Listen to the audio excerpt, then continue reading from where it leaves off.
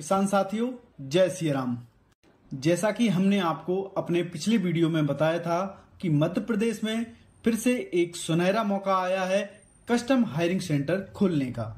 वर्तमान में संचालनालय कृषि अभियांत्रिकी के पोर्टल www.chc.mp-org पोर्टल पर अभी पंजीयन चल रहे हैं और अगर आप सही समय और सही तरीके से आवेदन करें तो आपको 10 लाख रुपए तक की सब्सिडी भी मिल सकती है। लेकिन ध्यान रखिए, इस बार बात सिर्फ आवेदन करने की नहीं है, बात है चालाकी से आवेदन करने की, ताकि आपका लॉटरी में प्राथमिकता सूची में ऊपर नाम आने की संभावना अधिक से अधिक बन सके। इस वीडियो में हमने आपको प्रदेश के गुना और अशोकनगर जिले के किसानों के एक पुराने रिकॉर्ड का एनालिसिस करके बता रहे हैं कि पंजीयन करते समय किन बातों का ध्यान रखें जिससे उनके पंजीयन का लॉटरी में प्राथमिकता सूची में ऊपर नाम आने की संभावना बढ़ जाएगी। सबसे पहले बात करेंगे हम अशोकनगर जिले की। जी हाँ, अशोकनगर जिले में इस बार 18 कस्टम हायरिंग सेंटर खोलने का टारगेट रखा गया है, जिसमें सामान्य वर्ग, अनुसूचित जाति, अनुसूचित जनजाति और एफपीओ के टारगेट भी शामिल किए गए हैं।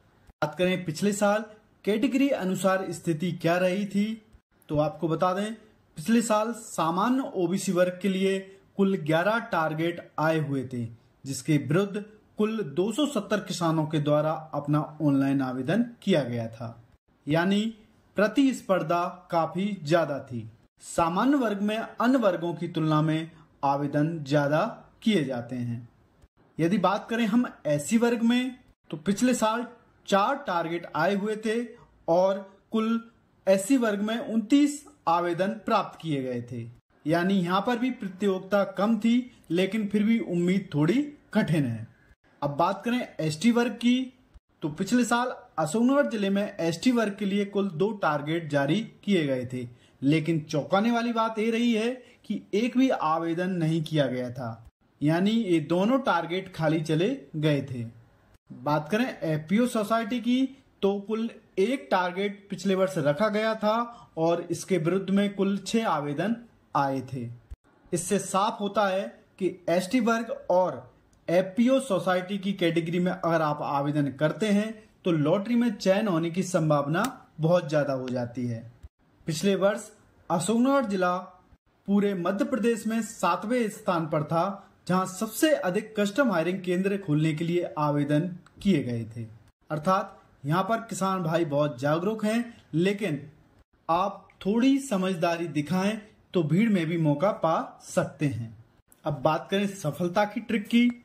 अब सबसे जरूरी बात, कैसे बढ़ाएं लॉटरी में चयन की संभावना।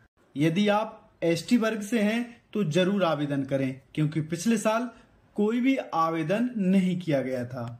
अगर आपके पास कोई एफपीओ कृषक उत्पादक कंपनी या सोसाइटी है तो आप उसी नाम से अपना आवेदन करें। आवेदन करते समय सभी जरूरी दस्तावेज सही और अपडेटेड रखें, ताकि आपका आवेदन किसी भी दशा में रद्द न हो सके। अगर संभव हो तो किसी कम भीड़ वाले ब्लॉक या ग्राम से आवेदन करें, वहां पर कंपटीशन कम हो सकता है। यदि आपकी भूमि या आपका वोटर कार्ड 1 से अधिक ग्रामों में है तो आप ऐसे ग्राम से अपना आवेदन करें जहां पर इससे पूर्व कोई कस्टम हायरिंग केंद्र नहीं खोला गया हो। और यदि आपके परिवार के अन्य सदस्यों की भूमि किसी अन्य ग्राम में है तो आप उनका आवेदन उस अन्य ग्राम से ही करें, ना कि आपने जिस ग्राम से आवेदन किया है उस ग्राम से। इससे लॉटरी में आपके चयन होने की संभावना निश्चित रूप से बढ़ जाएगी। अब बात करें यदि हम गुना जिले की, तो पिछले वर्ष गुना जिले के लिए कुल 18 लक्ष्य प्राप्त हुए थे, जिसमें सामान्य ओबीसी वर्ग के लिए कुल 11 लक्ष्य जारी किए गए थे, जिसके विरुद्ध में गुना जिले से कुल 302 आवेदन प्राप्त हुए थे।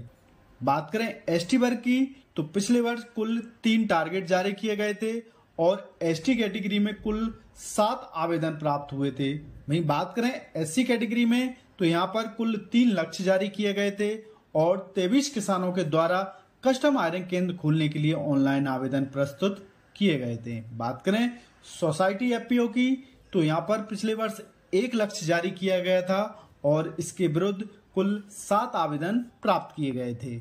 इससे यहाँ पर हमें स्पष्ट हो रहा है कि सामान्य ओबीसी वर्ग में कंपटीशन अत्यधिक है। मैं बात करें एसटी कैटेगरी के, तो आप सोच सकते हैं कि कुल 3 लक्ष्य जारी किए गए थे और उसके विरुद्ध में मात्र 7 आवेदन ही प्राप्त किए गए थे। इसी प्रकार तुलनात्मक रूप से एससी वर्ग में भी कंपटीशन कम है। अतः आप यह लक्ष्य जारी किए गए और ऑनलाइन आवेदन की क्या स्थिति रहती है, इसको एनालिसिस करें और उसी के अनुरूप अपना ऑनलाइन आवेदन प्रस्तुत करें। तो किसान भाइयों, अगर आप भी खेती में तकनीक और मशीनीकरण लाकर कम मेहनत में ज्यादा मुनाफा चाहते हैं तो इस योजना का फायदा जरूर उठाइए। समझदारी से आवेदन कीजिए, सही कैटेगरी चुनिए और इस वीडियो को अपने सभी किसान भाइयों के साथ शेयर कीजिए ताकि कोई मौका छूटने न पाए। जय जवान, जय किसान, जय सिया राम।